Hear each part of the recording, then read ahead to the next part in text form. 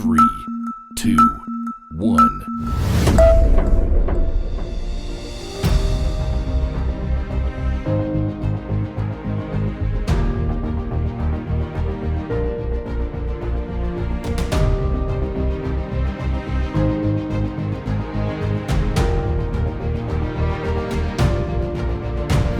Ladies and gentlemen, I present to you Tun Dr Mahathir Mohamad.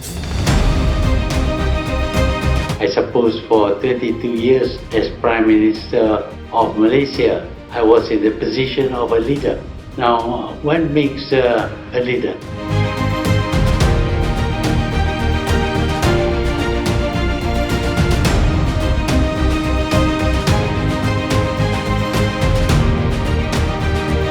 This has been a very good experience because this is perhaps the largest audience that I have in an international forum.